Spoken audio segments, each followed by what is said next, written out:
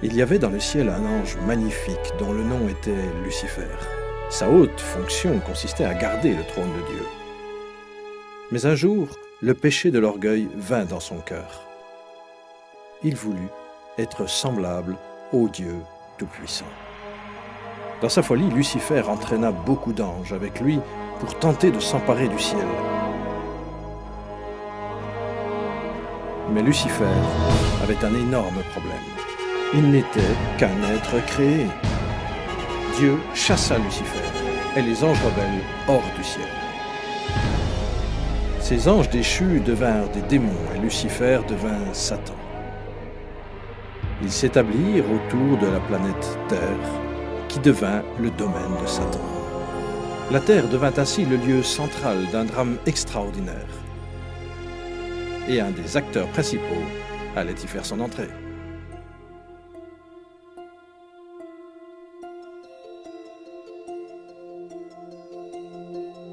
Dieu dit, « Faisons l'homme à notre image, selon notre ressemblance, pour qu'il domine sur toute la terre. » Dieu créa l'homme à son image. Il le créa à l'image de Dieu. Hommes et femmes, il les créa. L'Éternel Dieu forma l'homme de la poussière du sol et il insuffla dans ses narines un souffle vital, et l'homme devint un être vivant. Adam était parfait. Il était créé pour vivre éternellement. Satan était furieux. Son territoire était envahi par une nouvelle créature, appelée homme.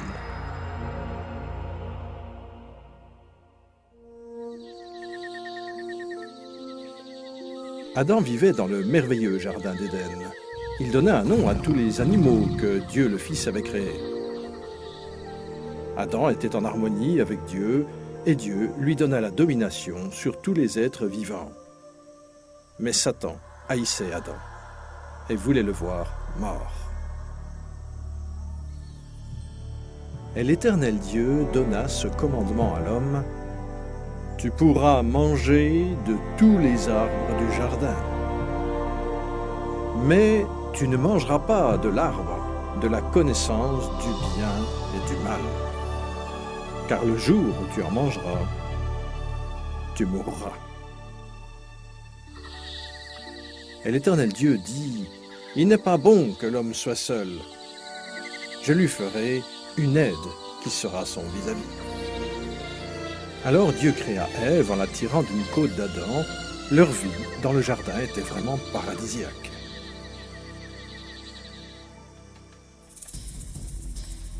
Quand Ève se trouva seule, Satan s'approcha d'elle sous la forme d'un beau serpent. Par le mensonge, il la tenta pour qu'elle mange le fruit de l'arbre défendu.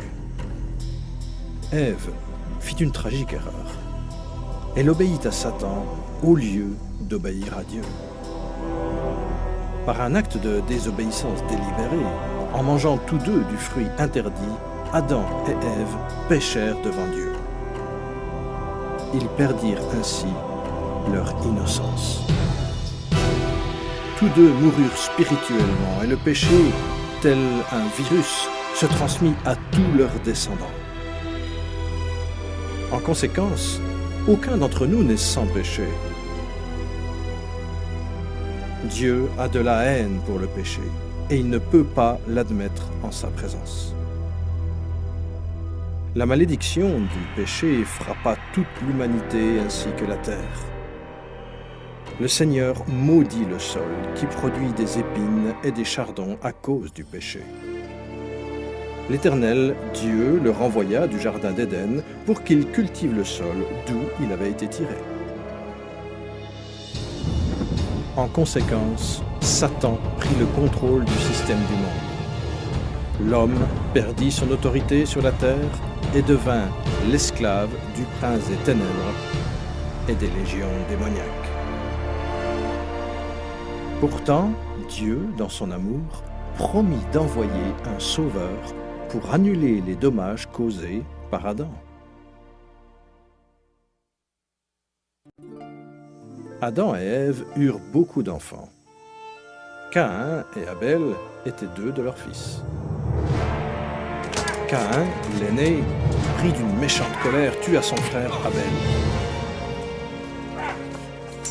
L'humanité avait déjà entamé sa décadence. Les puissances des ténèbres se répandaient sur la terre et l'humanité devenait de plus en plus violente.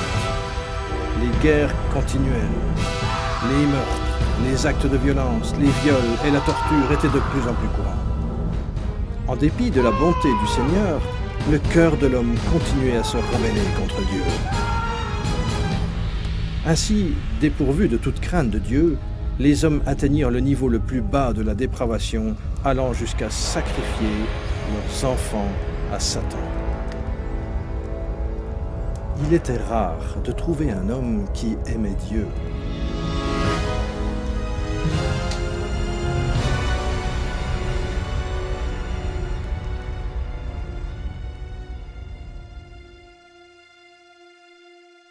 Cependant, un homme de foi, dont le nom était Abraham, était l'ami de Dieu.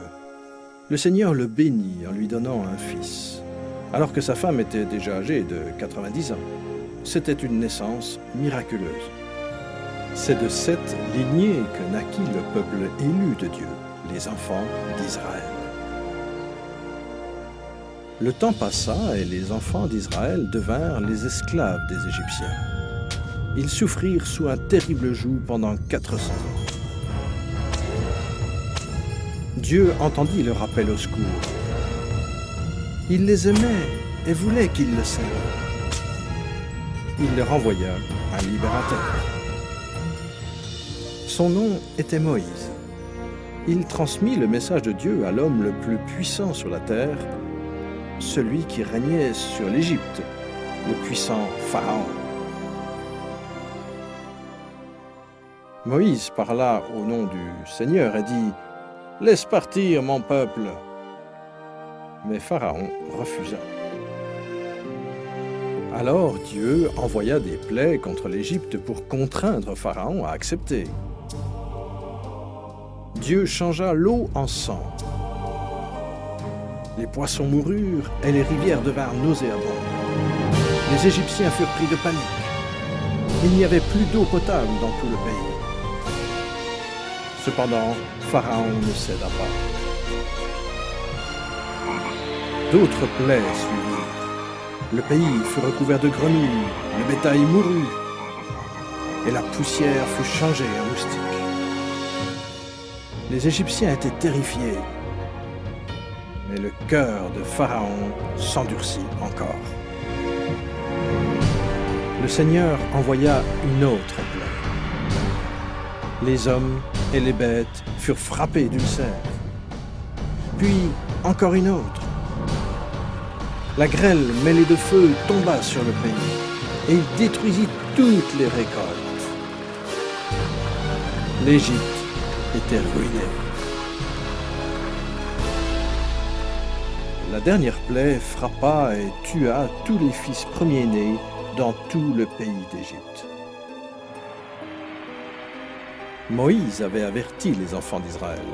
Ils devaient mettre le sang d'un agneau sur les poteaux et le linteau des portes de leur habitation comme une protection contre la dernière plaie. Le Seigneur jugea l'Égypte. Au milieu de la nuit, il traversa tout le pays et le destructeur tua tous les fils premiers-nés. Mais lorsque le Seigneur voyait le sang sur la porte, il ne permettait pas au fléau destructeur d'entrer dans la maison.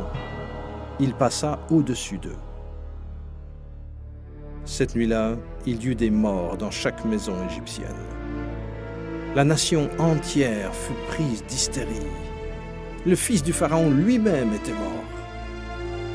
Avant la levée du jour, Pharaon ordonna à Moïse de partir avec les enfants d'Israël pour servir le Seigneur. Ils partirent ainsi sous la puissante main de Dieu.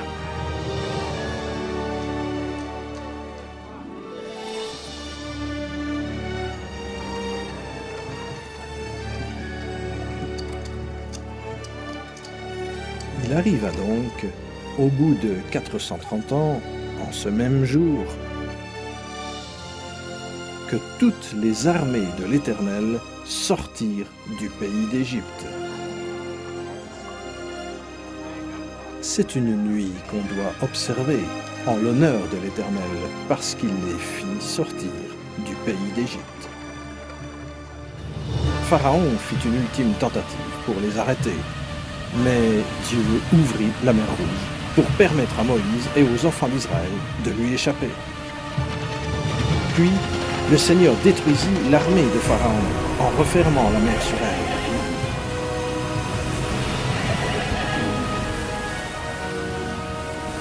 Le Seigneur accomplit des miracles étonnants devant le peuple pour lui montrer sa grande puissance.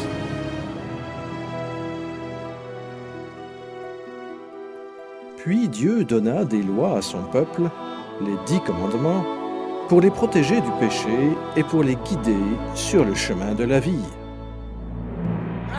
Mais les enfants d'Israël se rebellèrent. Ils servaient le Seigneur en apparence, mais non du fond de leur cœur. Bien vite, ils oublièrent les miracles et leur libération du pays d'Égypte. Alors, Dieu suscita des rois pour les gouverner. Mais les rois eux-mêmes firent le mal aux yeux de Dieu. Ils rendirent un culte à leurs idoles qui furent pour eux un piège. Ils sacrifièrent leurs fils et leurs filles aux démons. Ils répandirent le sang innocent, le sang de leurs fils et de leurs filles qu'ils sacrifièrent aux idoles de Canaan. Et le pays fut profané par des meurtres.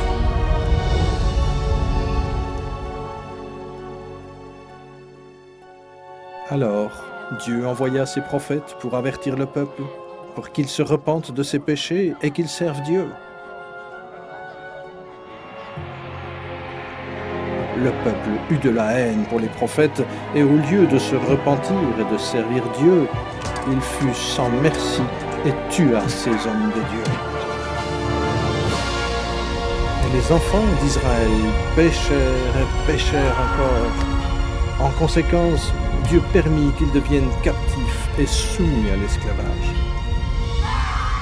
Qu'en est-il de nous aujourd'hui? Nous ne sommes pas différents.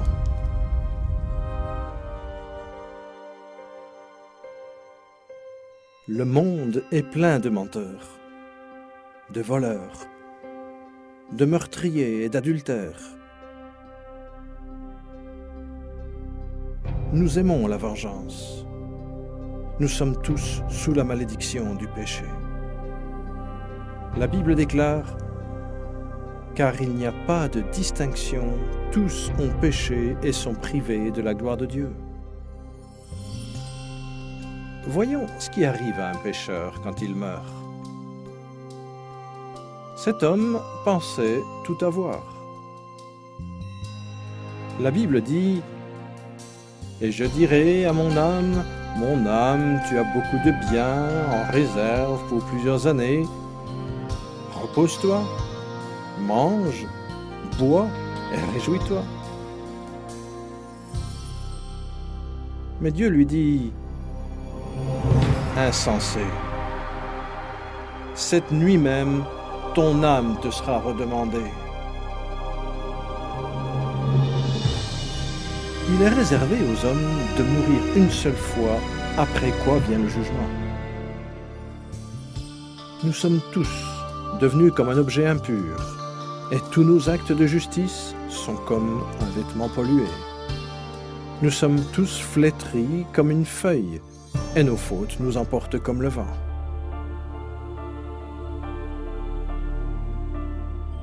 Il est terrible de tomber dans les mains d'un Dieu en colère.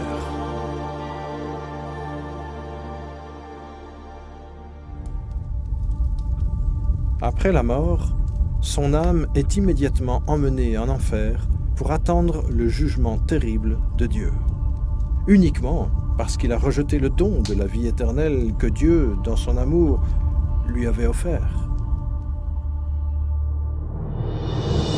Le temps vient Il est appelé le grand et terrible jour du jugement de Dieu, lorsque tous ceux qui sont morts avec leurs péchés seront appelés pour paraître devant le Seigneur Jésus-Christ pour être jugés. La parole de Dieu dit « Puis je vis un grand trône blanc, et celui qui était assis. Devant sa face s'enfuirent la terre et le ciel, et il ne fut plus trouvé de place pour eux. Et la mer rendit les morts qu'elle contenait. La mort et l'enfer rendirent aussi les morts qui y étaient. Et je vis les morts, les grands et les petits, debout devant le trône. Des livres furent ouverts, et un autre livre fut ouvert, qui est le livre de vie. Les morts furent jugés d'après ce qui était écrit dans les livres, selon leurs œuvres. Au jour du jugement, les hommes rendront compte de toute parole vaine qu'ils auront proférée. À la fin, Dieu demandera à un ange d'ouvrir le livre de vie pour vérifier si votre nom y est inscrit. L'ange consultera le livre et dira « Ce nom ne figure pas, Seigneur. » Alors Dieu dira « Retirez-vous de moi, maudit. Allez dans le feu éternel, préparé pour le diable et pour ses anges. » Et ceux-ci iront au châtiment éternel, mais les justes à la vie éternelle.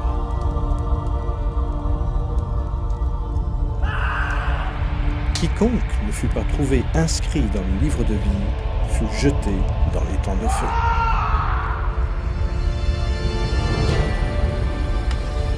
La Bible dit « La fumée de leur tourment monte au siècle des siècles. Et ils n'ont de repos ni jour ni nuit, pour toujours. »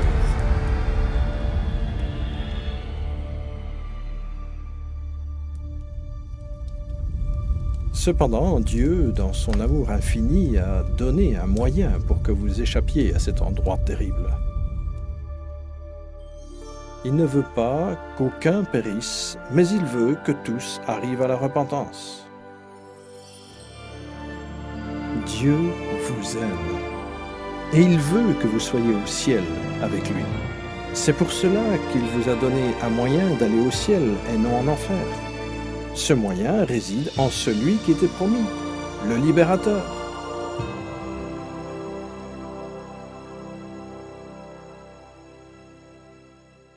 Les Juifs l'ont attendu comme leur Messie, et ils ont prié pendant des siècles pour qu'il vienne et qu'il les sauve. Vers l'an 760 avant Jésus-Christ, le prophète Ésaïe dit à la nation d'Israël « C'est pourquoi le Seigneur lui-même vous donnera un signe. Voici, la Vierge sera enceinte, elle enfantera un fils et lui donnera le nom d'Emmanuel, ce qui veut dire Dieu avec nous. » Satan comprit ce que signifiait la prophétie. À partir de ce moment-là, chaque jeune fille vierge en Israël était étroitement surveillée. Bien des années plus tard, avant la naissance du Messie, Israël fut de nouveau sous le joug d'une puissance étrangère.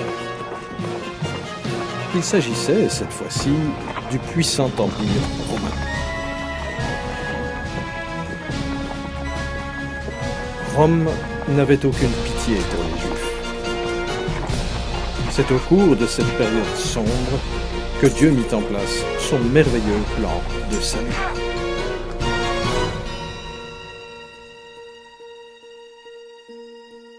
Lorsque Gabriel, un des anges les plus puissants au ciel, entra dans l'atmosphère terrestre, les puissances des ténèbres furent dans une grande agitation, car ils surent instantanément que le plan prévu par Dieu était déclenché.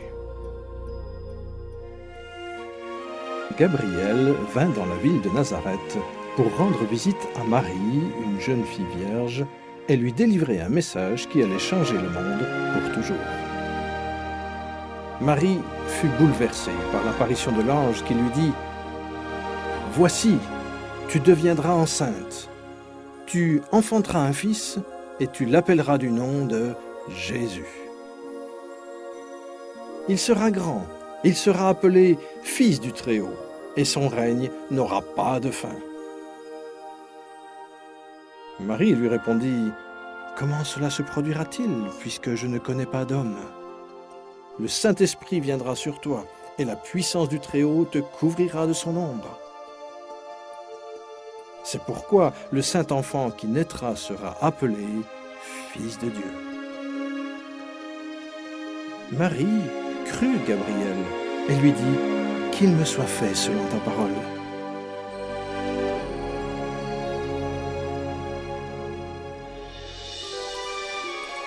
Jésus quitte la gloire du ciel pour débuter sa mission. Destination, Nazareth. Le Saint-Esprit couvre la Vierge Marie de son ombre et elle conçoit. Dans son corps, le Créateur de l'univers devient un bébé.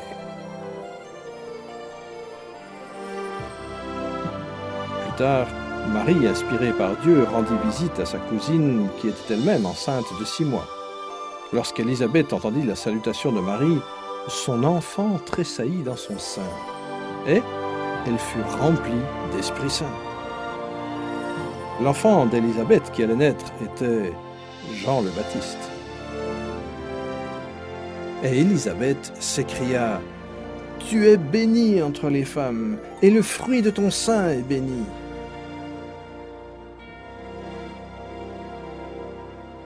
Marie est fiancée à Joseph, mais voilà qu'elle attend un bébé. Et la loi juive exige qu'elle soit punie de mort parce qu'elle est enceinte avant son mariage.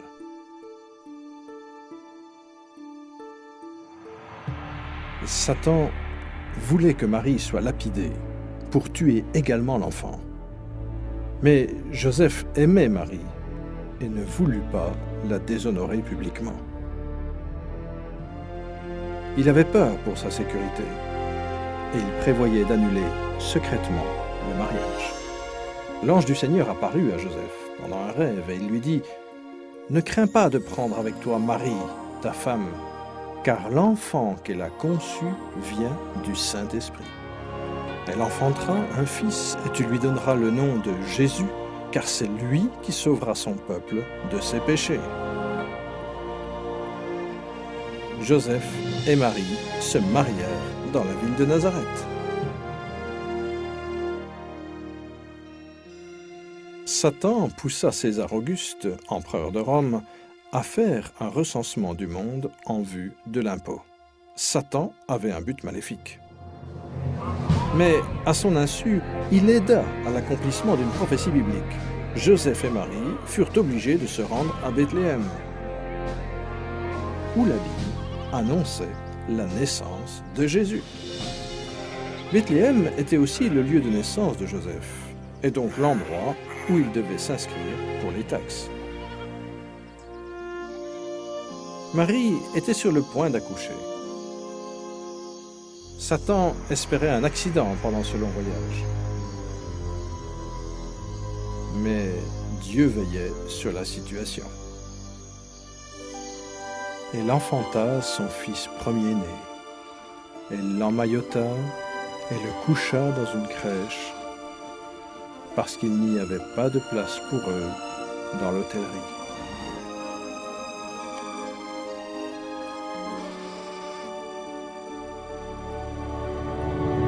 Cette nuit-là, des bergers gardaient leurs troupeaux non loin de là. L'ange du Seigneur leur apparut et leur dit « Soyez sans crainte, car je vous annonce la bonne nouvelle d'une grande joie qui sera pour tout le peuple. Aujourd'hui, dans la ville de David, il vous est né un Sauveur qui est le Christ, le Seigneur. » Et soudain, il se joignit à l'ange une multitude de l'armée céleste qui louait Dieu. Ainsi, le créateur de l'univers naquit dans une simple crèche. La Bible déclare « Il était dans le monde, et le monde a été fait par lui, et le monde ne l'a pas connu. »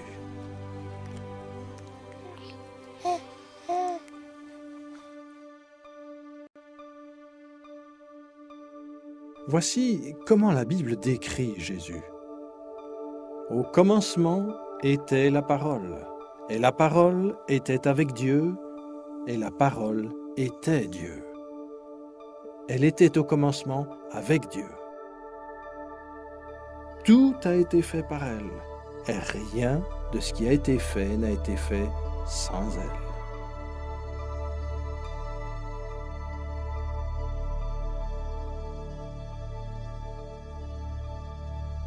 Quand le 8e jour fut accompli, il fut circoncis et il fut appelé Jésus, du nom indiqué par l'ange avant sa conception.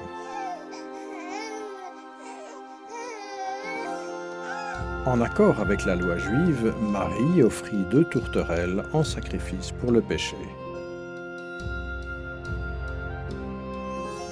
Même si elle avait été choisie par Dieu et jugée digne d'un grand honneur, Marie savait qu'elle était pécheresse, et elle comprit que son fils Jésus était aussi son sauveur.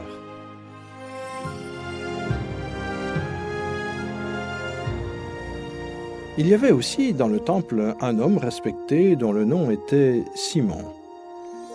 La Bible dit qu'il avait été divinement averti par le Saint-Esprit qu'il ne verrait pas la mort avant d'avoir vu le Christ du Seigneur.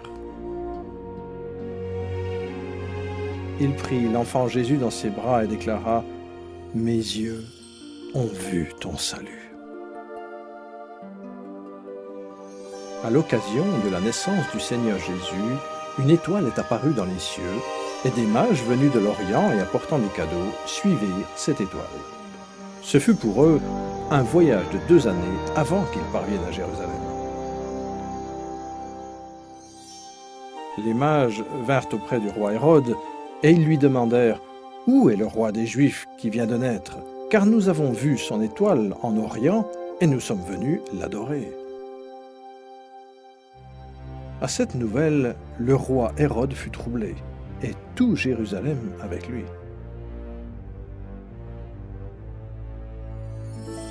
Il assembla tous les principaux sacrificateurs et les scribes du peuple pour leur demander où devait naître le Christ. Et ils lui dirent « À Bethléem, en Judée. » Après avoir entendu le roi, ils partirent. Et voici, l'étoile qu'ils avaient vue en Orient les précédait. Arrivée au-dessus du lieu où était le petit enfant, elle s'arrêta. Ils entrèrent dans la maison, virent le petit enfant avec Marie, sa mère, se prosternèrent et l'adorèrent. Ils ouvrirent ensuite leur trésor et lui offrirent en présent de l'or, de l'encens et de la myrrhe. Puis, divinement avertis en songe de ne pas retourner vers Hérode, ils regagnèrent leur pays par un autre chemin.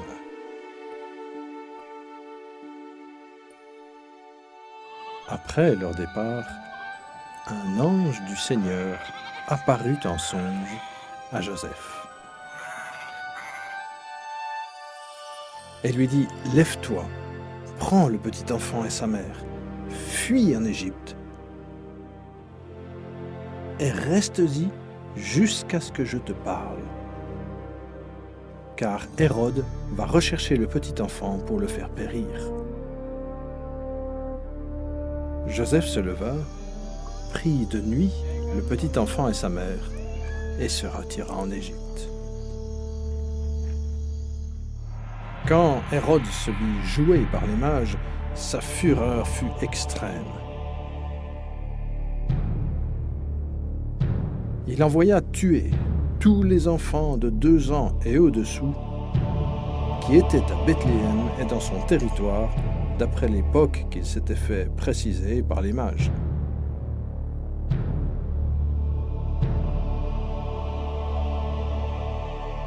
Alors s'accomplit ce qui avait été annoncé par le prophète Jérémie.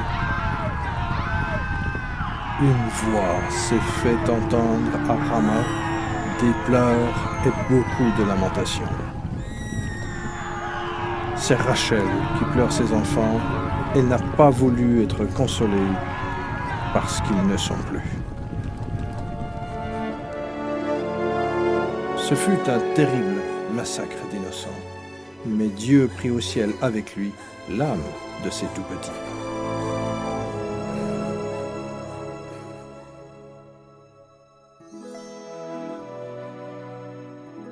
Après la mort du roi Hérode, la famille revint à Nazareth. Or, le petit enfant grandissait et se fortifiait, il était rempli de sagesse, et la grâce de Dieu était sur lui. Ses parents allaient chaque année à Jérusalem pour la fête de la Pâque. Lorsqu'il eut 12 ans, ils y montèrent selon la coutume de la fête. Pendant la Pâque, Jésus comprit qu'un jour, lui, l'agneau de Dieu, serait sacrifié pour les péchés du monde. Aucune vie n'a été plus grande que celle de Jésus. À l'issue de la fête, au lieu de repartir avec sa famille, Jésus resta dans le temple avec les docteurs de la loi, les écoutant et les questionnant.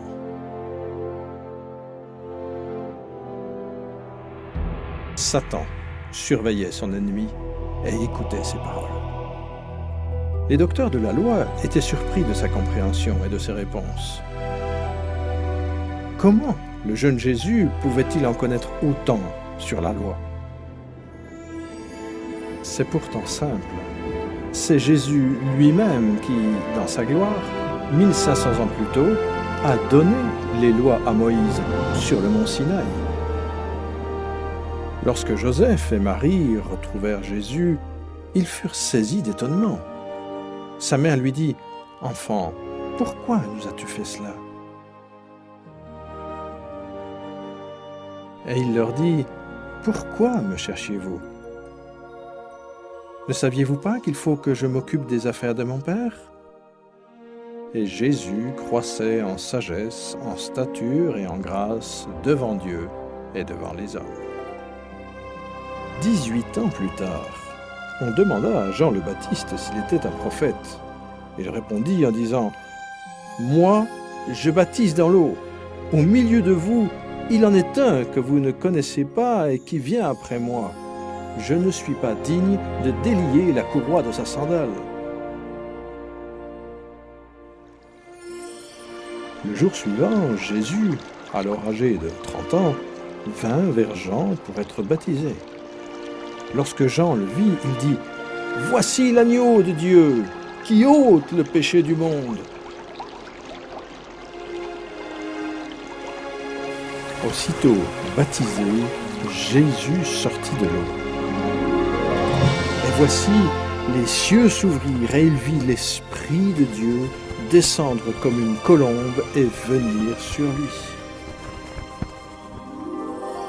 Et voici qu'une voix fit entendre des cieux ces paroles, « Celui-ci est mon Fils bien-aimé, en qui j'ai mis toute mon affection. »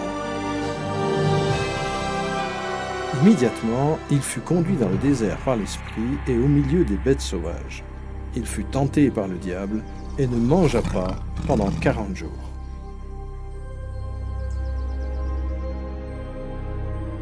Malgré tous ces efforts pour que Jésus pêche, Satan échoua. Parce que Jésus est le Dieu Tout-Puissant et qu'il n'y a pas de péché en lui. À l'issue de la tentation, Jésus dit, « Retire-toi, Satan, car il est écrit, tu adoreras le Seigneur ton Dieu et à lui seul tu rendras un culte. » Alors, le diable le laissa, et voici que des anges s'approchèrent de Jésus pour le servir. Pour débuter son ministère, le Seigneur prêcha « « Repentez-vous, car le royaume des cieux est proche !» Et Jésus révéla le cœur de Dieu lorsqu'il dit « Aimez vos ennemis, faites du bien à ceux qui vous haïssent. » Son enseignement saisissait les foules. Les gens disaient « Jamais homme n'a parlé comme parle cet homme. » La plupart des chefs religieux qui contrôlaient le temple étaient de riches hypocrites, qui n'avaient aucune miséricorde et qui corrompaient les lois de Dieu. Ils devinrent très vite les ennemis du Seigneur Jésus. Le temple de Dieu avait été transformé en un commerce lucratif qui abusait des pauvres et des innocents. Lorsque Jésus vit cela, il se mit en colère et se fit un fouet et chassa les escrocs religieux du temple, renversa les tables des changeurs d'argent, et il dit « Ne faites pas de la maison de mon Père une maison de trafic. »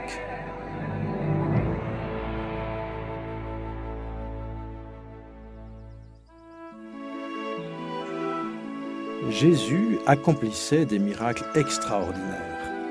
La Bible raconte un lépreux survint qui se prosterna devant lui en disant « Seigneur, si tu le veux, tu peux me rendre pur. »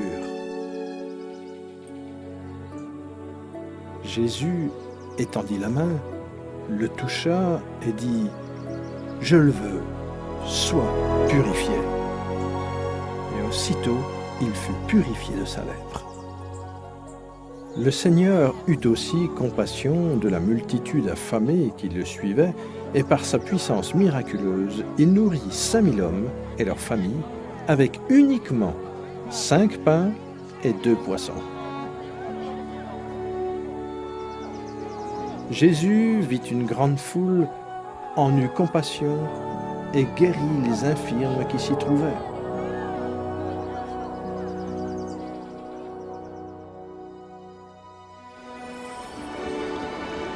Une nuit, Jésus surprit ses disciples en marchant sur l'eau. Il leur dit « Rassurez-vous, c'est moi, n'ayez pas peur. »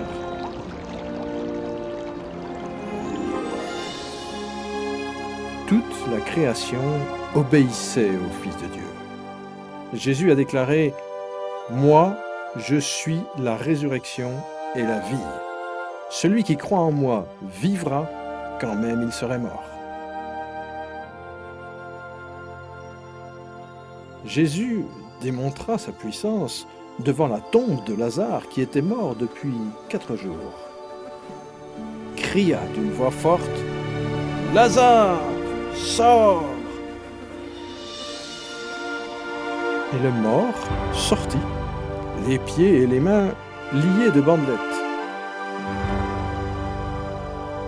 Et la nouvelle se répandit partout, Jésus ressuscitait les morts. Le soir venu, on lui amena plusieurs démoniaques. Il chassa les esprits par sa parole et guérit tous les malades.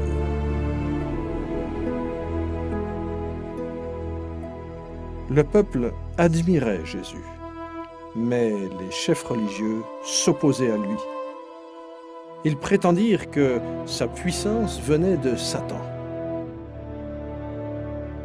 Mais Jésus leur dit « Vous avez pour père le diable, et vous voulez accomplir les désirs de votre père. Il a été meurtrier dès le commencement, et il ne s'est pas tenu dans la vérité, parce que la vérité n'est pas en lui. Lorsqu'il profère le mensonge, ses paroles viennent de lui-même, car il est menteur et le père du mensonge. Et moi, parce que je dis la vérité, vous ne me croyez pas ? » Satan était à l'origine de tout cela. Mais il faut bien comprendre que pour qu'il puisse agir contre quelqu'un, Satan doit d'abord obtenir la permission de Dieu le Père dans les cieux. Alors, pour que les prophéties bibliques s'accomplissent, Dieu permit à Satan d'attaquer Jésus. Peu après, les ennemis religieux de Jésus tentèrent de lui tendre un piège en lui demandant « Est-il permis ou non de payer le tribut à César ?» Mais Jésus, qui connaissait leur malice, répondit « Pourquoi me mettez-vous à l'épreuve, hypocrite? Montrez-moi la monnaie avec laquelle on paie le tribut. » Ils lui présentèrent un denier. Il leur demanda « De qui sont cette effigie et cette inscription ?»« De César, lui répondirent-ils. Alors il leur dit « Rendez donc à César ce qui est à César, et à Dieu ce qui est à Dieu. » Étonnés de ce qu'ils entendaient, ils le quittèrent et s'en allèrent. Jésus dévoila la nature des pharisiens en disant « Malheur à vous, scribes et pharisiens hypocrites, parce que vous ressemblez à des sépulcres blanchis qui paraissent beaux au dehors et qui au dedans sont pleins d'ossements de mort et de toute espèce d'impureté. Serpents, race de vipères, comment fuirez-vous la condamnation de la géhenne?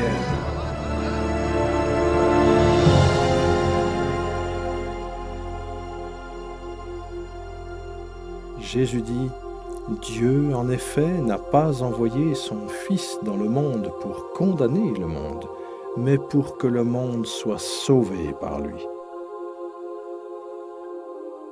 Celui qui croit en lui n'est pas condamné, mais celui qui ne croit pas est déjà condamné, parce qu'il n'a pas cru au nom du Fils unique de Dieu. »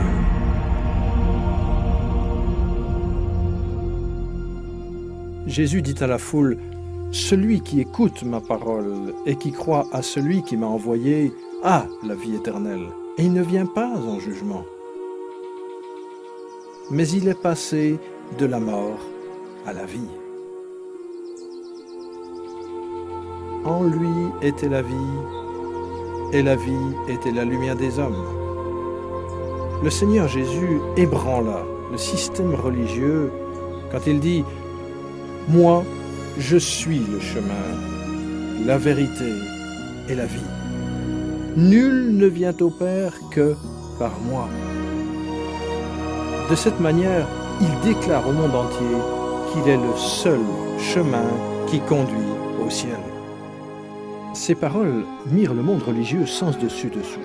À cette époque, les religieux eurent de la haine pour Jésus à cause de ces paroles. Et encore aujourd'hui, ces paroles font naître de la haine chez beaucoup d'entre eux.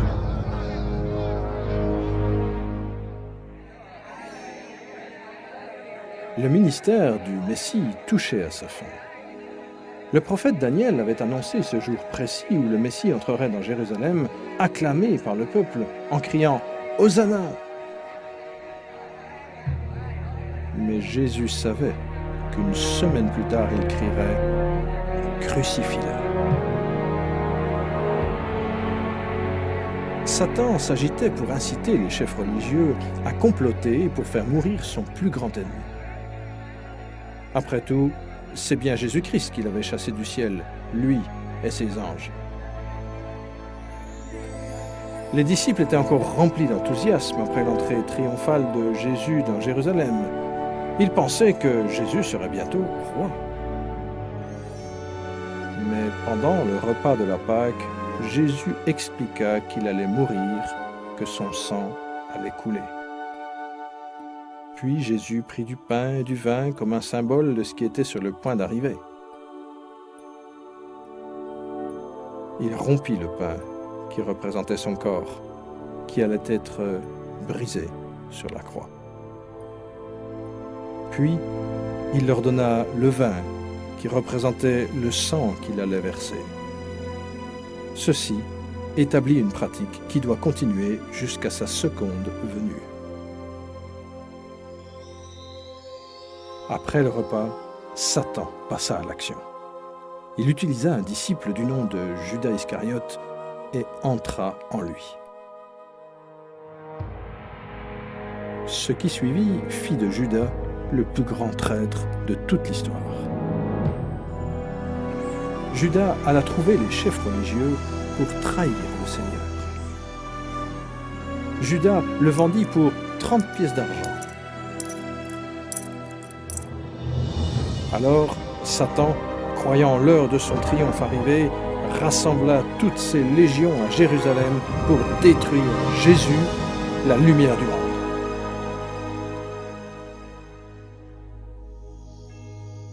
Cette nuit-là, Jésus emmena ses disciples dans le jardin de Gethsémanée, puis il se mit à l'écart pour prier. La Bible dit, en proie à l'angoisse, il priait plus instamment, et sa sueur devint comme des grumeaux de sang qui tombaient à terre. Jésus, lui qui n'a pas commis de péché et dans la bouche duquel il ne s'est pas trouvé de fraude, était sur le point de prendre sur lui tous les péchés du monde. Jésus pria en ces termes, « Mon Père, s'il est possible, que cette coupe s'éloigne de moi. Toutefois, non pas comme je veux, mais comme tu veux. » Voici que l'heure est proche où le Fils de l'homme va être livré aux mains des pécheurs. Aussitôt, comme il parlait encore, survint Judas, l'un des 12, et avec lui une foule armée d'épées et de bâtons, envoyés par les principaux sacrificateurs, les scribes et les anciens. Judas leur avait donné ce signe. Celui à qui je donnerai un baiser, c'est lui. Saisissez-le. Jésus lui dit, « Judas, c'est par un baiser que tu livres le Fils de l'homme ?» Alors, ces gens s'avancèrent, portèrent les mains sur Jésus et le saisirent. Un de ceux qui étaient avec Jésus étendit la main, tira son épée, frappa le serviteur du souverain sacrificateur et lui emporta l'oreille. Mais Jésus toucha l'oreille de cet homme et le guérit. Il leur dit, « Remets ton épée à sa place, car tous ceux qui prendront l'épée périront par l'épée. »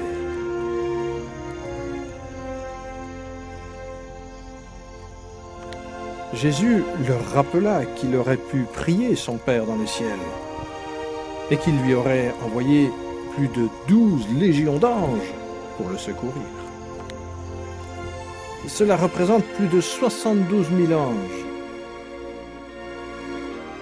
Mais Jésus ne voulait pas que les anges le défendent, car il devait être crucifié pour accomplir les Écritures. Lorsqu'il fut arrêté, Satan était au comble de la joie. Son ennemi était sans défense. Et le temps de la vengeance était arrivé.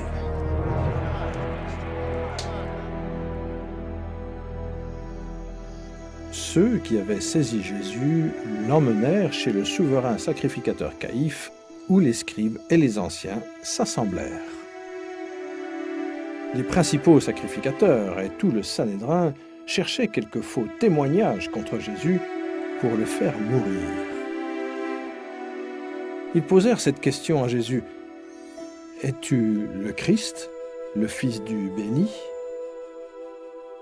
Jésus répondit, « Je le suis. » Alors le souverain sacrificateur déchira ses vêtements et dit, « Il a blasphémé! Qu'avons-nous encore besoin de témoins? Vous venez d'entendre son blasphème. Qu'en pensez-vous » Ils répondirent, « Il est passible de mort. » Là-dessus, ils lui crachèrent au visage et lui donnèrent des coups de poing. D'autres le giflèrent. Après l'avoir lié, ils l'emmenèrent et le livrèrent à Pilate, le gouverneur.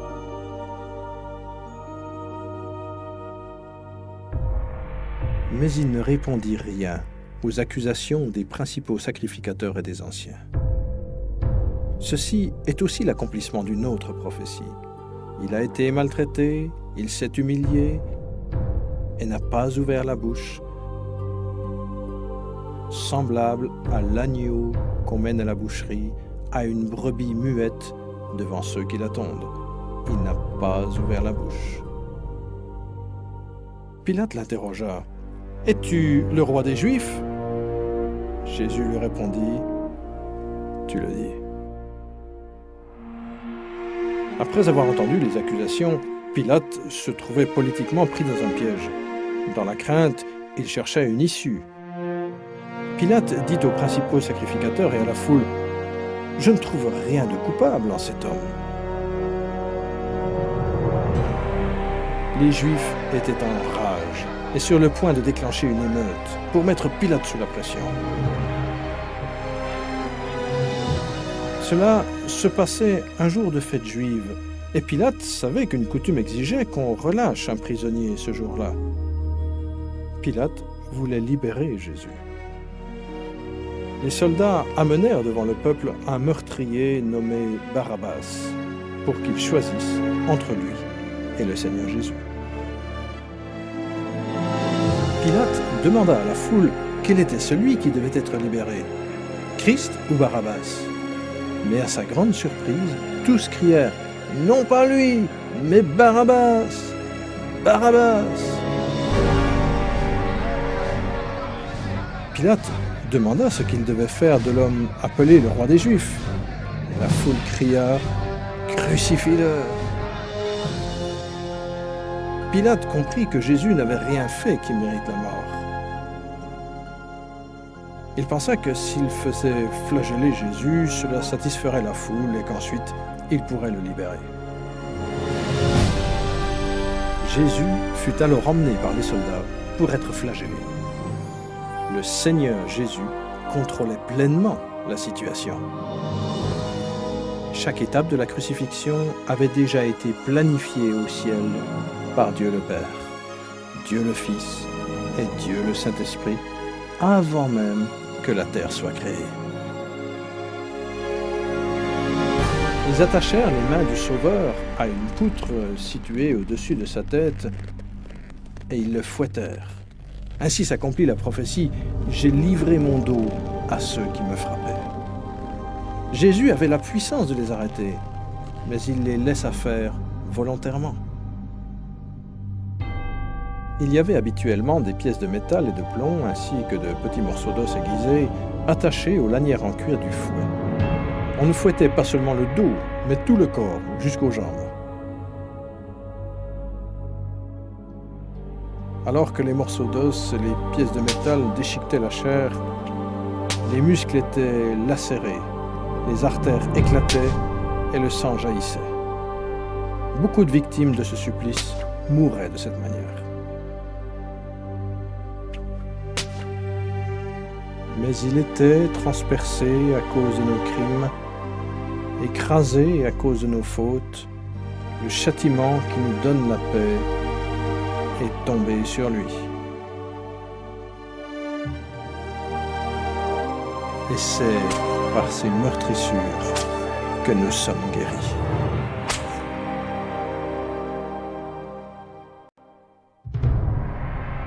Vous souvenez-vous que les épines étaient une des conséquences de la malédiction de la terre à cause du péché?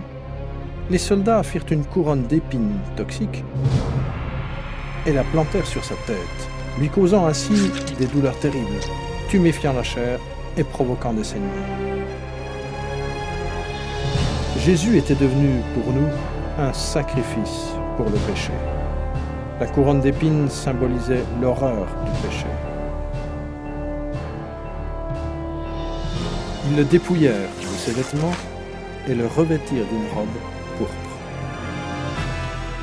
Ils lui mirent un roseau dans la main droite. Puis ils s'agenouillèrent devant lui en se moquant de lui et en disant « Salut, roi des Juifs !» Chaque soldat présent frappa Jésus au visage à coups de poing sans aucune pitié. Et ils le frappèrent sur la tête avec un roseau. Ils crachèrent sur lui, l'agneau de Dieu, comme l'avait annoncé l'Écriture. Je n'ai pas dérobé mon visage aux outrages et aux crachats. Méprisé et abandonné des hommes, homme de douleur et habitué à la souffrance. Jésus fut renvoyé vers le gouverneur Ponce Pilate, qui se vantait d'être le seul à avoir le pouvoir de le crucifier ou de le libérer. Jésus répondit : « Tu n'aurais sur moi aucun pouvoir s'il ne t'avait été donné d'en haut. »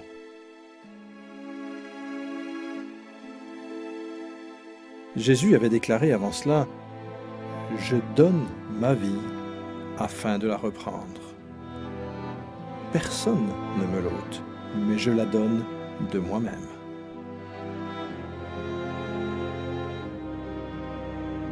À partir de ce moment-là, Pilate chercha à le relâcher. Mais les Juifs crièrent : « Si tu le relâches, tu n'es pas ami de César. Quiconque se fait roi se déclare contre César. »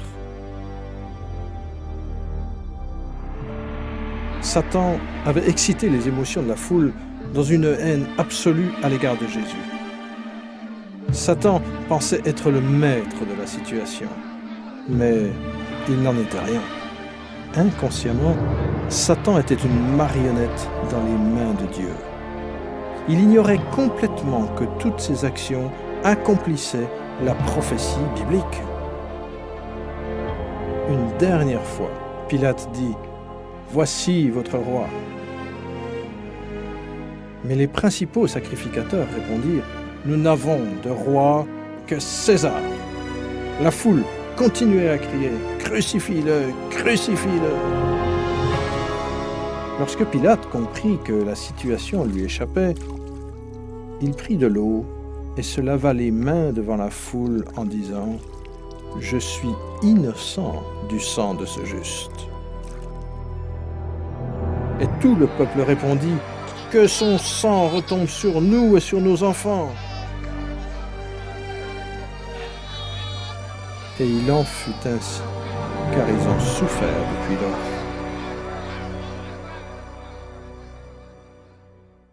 Alors Pilate livra Jésus pour qu'il soit crucifié, et ils l'emmenèrent.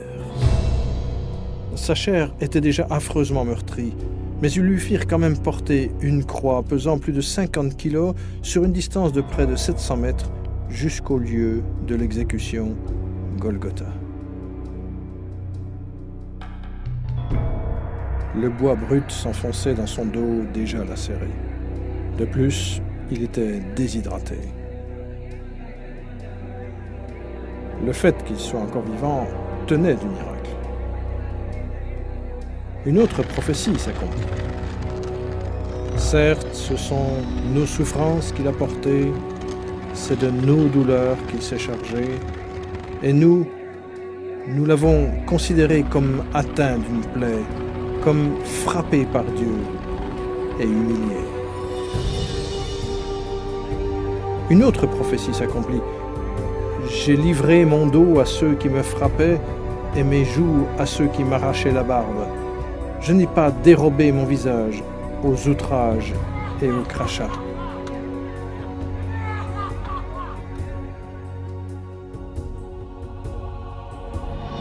Par amour, Dieu a quitté le ciel pour prendre sur lui les insultes, les mensonges et la haine de sa création et mourir pour ses péchés.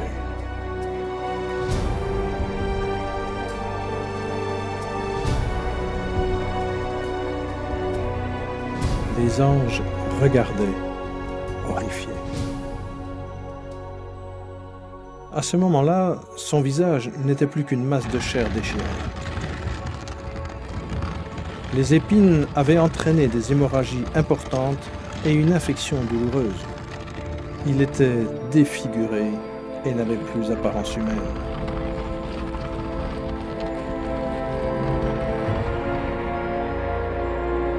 Des centaines d'années avant ces événements, le psalmiste avait prophétisé à propos du Seigneur Jésus. « Car des chiens m'entourent, une bande de scélérats rôde autour de moi. Ils ont percé mes mains et mes pieds. » Jésus lui-même avait dit « Et moi, quand j'aurai été élevé de la terre, j'attirerai tous les hommes à moi. »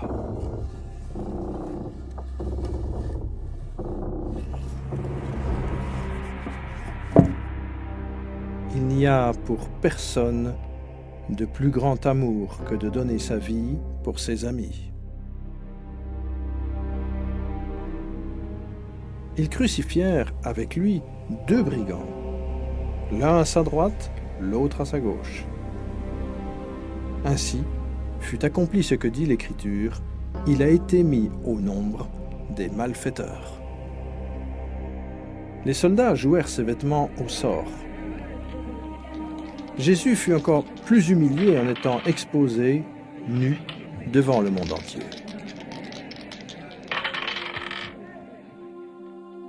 Jésus regarda ses persécuteurs et pria « Père, pardonne-leur, car ils ne savent pas ce qu'ils font. »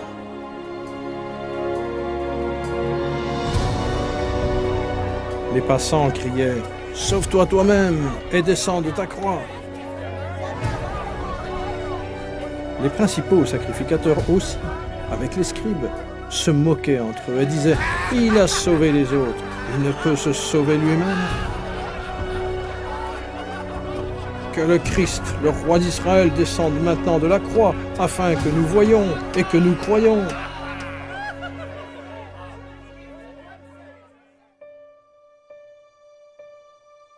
L'atrocité de la crucifixion a été décrite d'un point de vue médical par un médecin qualifié de la manière suivante. C'était la mort la plus douloureuse qu'un être humain puisse connaître. Le condamné doit soutenir son corps pour respirer. La douleur terrible provoquée par les clous touche le nerf médian au niveau des poignets, remonte ensuite dans les bras, puis au cerveau et dans toute la colonne vertébrale. Le clou touchant les nerfs entre les os des pieds secoue le corps et le contracte. Puis, les muscles des jambes convulsent et entraînent le corps vers le bas. Et il tape contre la croix. L'air est inspiré mais ne peut être expiré jusqu'à ce que la formation de dioxyde de carbone dans les poumons et dans le sang stimule la respiration pour soulager les crampes. Épuisement, choc, déshydratation et paralysie détruisent la victime. Le cœur ne peut presque plus pomper le sang qui devient trop épais et chacune des milliards de cellules meurt l'une après l'autre.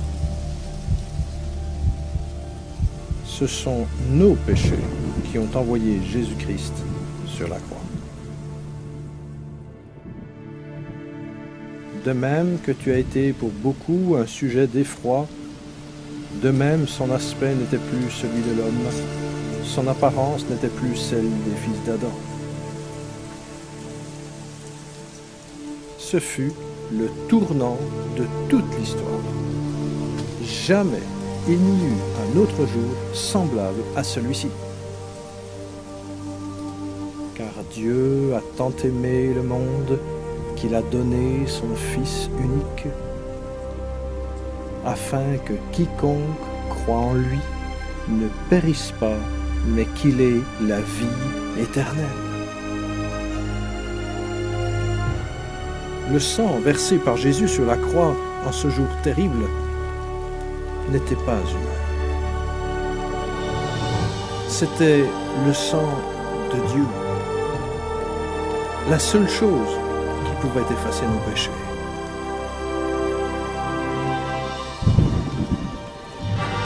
Pourquoi Jésus a-t-il souffert ainsi? Pour vous, parce qu'il vous aime.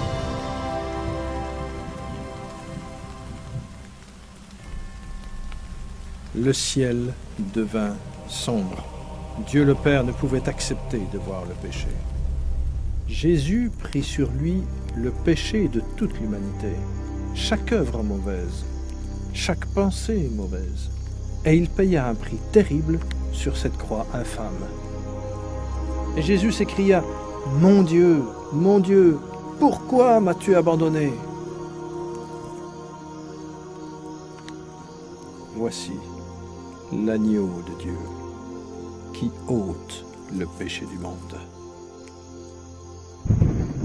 Juste avant de mourir, le Seigneur cria, « Tout est accompli !» Tout ce qui était indispensable pour nous sauver était accompli. Jésus s'écria d'une voix forte, « Père, je remets mon esprit entre tes mains. » Et en disant ces paroles, il expira. Ce sacrifice sur la croix ne sera jamais répété. Pour s'assurer de sa mort, un soldat transperça le côté du Seigneur avec sa lance, et du sang et de l'eau en sortirent. Le centurion, qui se tenait en face de Jésus, voyant qu'il avait expiré de la sorte, dit « Cet homme était vraiment le Fils de Dieu. »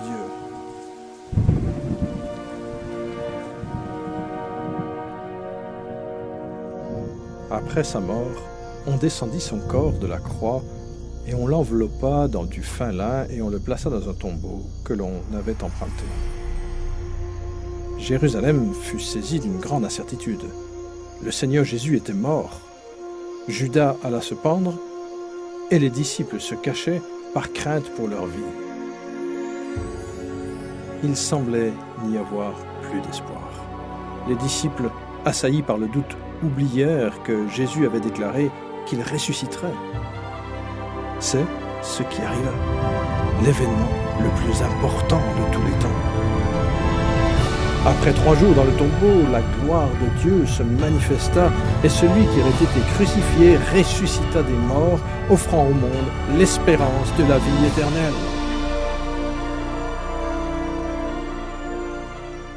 Le Seigneur Jésus-Christ, victorieux du péché, de la mort et de l'enfer, proclama « Je suis l'alpha et l'oméga, dit le Seigneur Dieu, celui qui est, qui était et qui vient, le Tout-Puissant.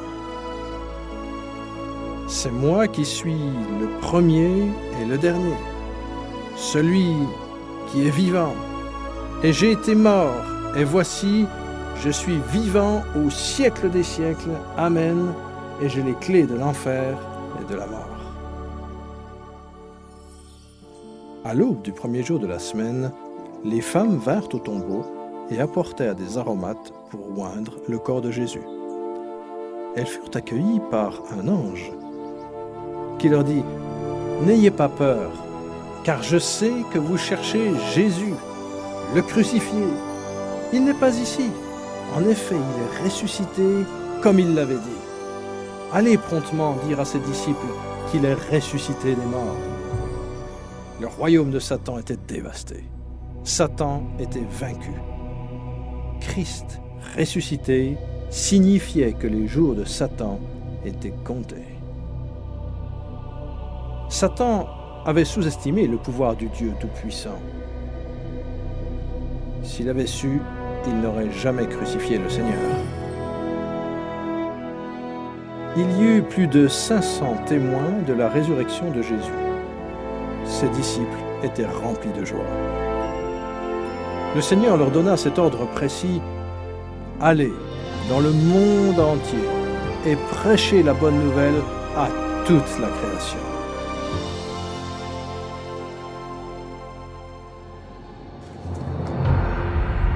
Mais regardez bien.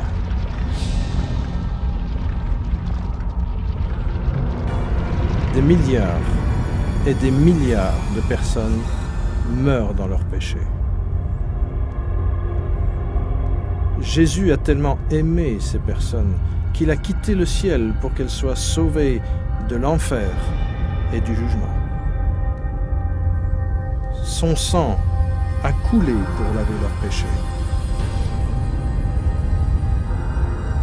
Il est mort et il est ressuscité.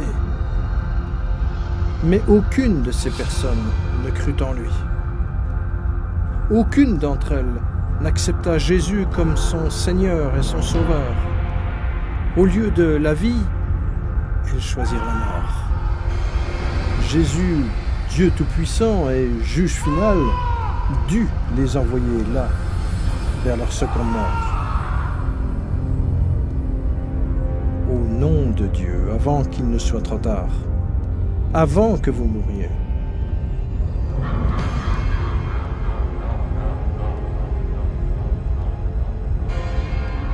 croyez en Jésus.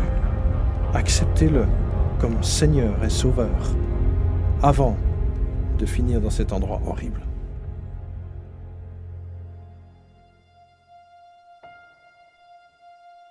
Avant de retourner au ciel, Jésus fit cette merveilleuse promesse à tous ceux qui croient en lui,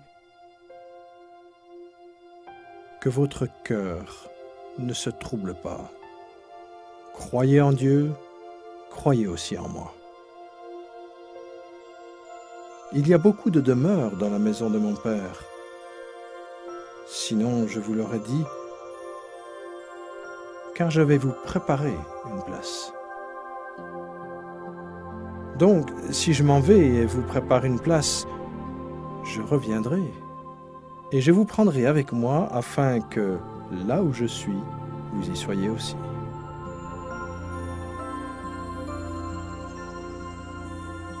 Jésus a proclamé « Tout pouvoir m'a été donné dans le ciel et sur la terre ».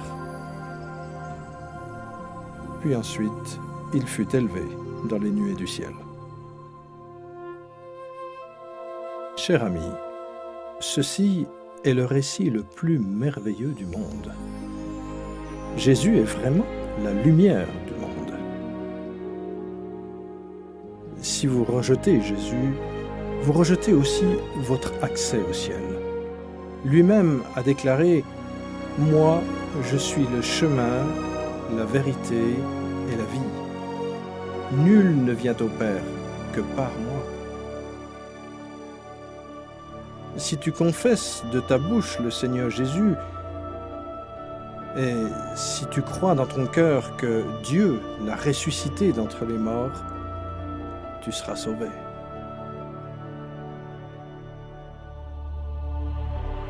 Même si Satan est un ennemi vaincu, Dieu le laisse diriger ce système du monde qui est totalement corrompu. Le but de Satan est d'aveugler le cœur et l'esprit des gens à l'Évangile. Des millions sont ainsi trompés. La religion est une des stratégies que le diable utilise pour détruire les âmes. Mais Jésus est venu pour sauver votre âme. Satan pousse des multitudes de personnes à suivre les enseignements de Bouddha. Mais Bouddha est mort. Il n'a aucune puissance pour sauver, car il n'était qu'un homme. Des anciennes religions païennes suivaient le culte d'Astarté, connu sous le nom de Reine du Ciel. Aujourd'hui, des millions de catholiques romains adorent sans le savoir cette même déesse sous le nom de Vierge Marie. Dieu lui-même a donné ce commandement dans sa sainte parole « Maudit soit l'homme qui fait une statue ou une image en métal fondu. Tu ne te prosterneras pas devant elle et tu ne leur rendras pas de culte. C'est une abomination aux yeux de Dieu. » Une des armes principales de Satan est l'islam. L'histoire prouve qu'Allah n'est rien d'autre qu'un ancien dieu lunaire du Moyen-Orient. Mohammed fut perdu en enfer lorsqu'il rejeta Jésus-Christ comme son Seigneur et Sauveur. Le diable a donné à l'humanité des millions de faux dieux à adorer. Dans sa pensée pervertie, l'homme a tout adoré, depuis les insectes jusqu'aux pierres, des idoles construites de sa propre main, jusqu'à Satan lui-même.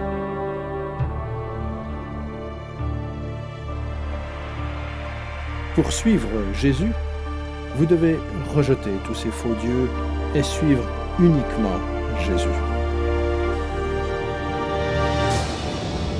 Le lac de feu est l'endroit où finissent ceux qui rejettent le Seigneur Jésus-Christ comme sauveur personnel. Il est trop tard pour eux, mais qu'en est-il de vous? Quand vous recevez Jésus, vous commencez une nouvelle vie merveilleuse. Dieu vous bénit et vous donne une nouvelle vie et un cœur tout neuf.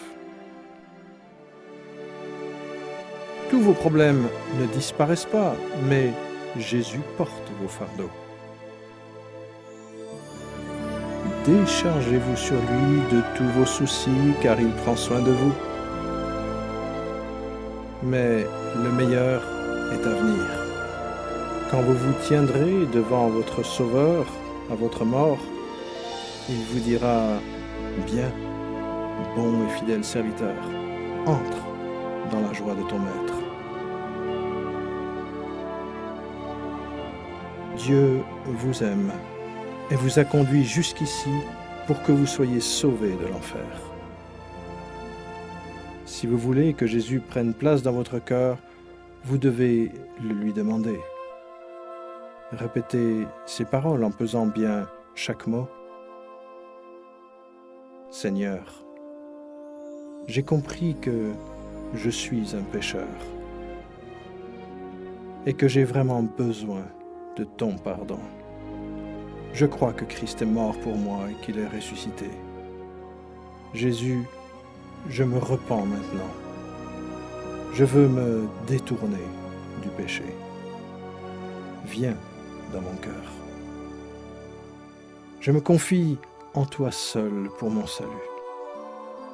Merci de m'avoir permis d'entendre les paroles de la vie éternelle. Au nom de Jésus. Amen.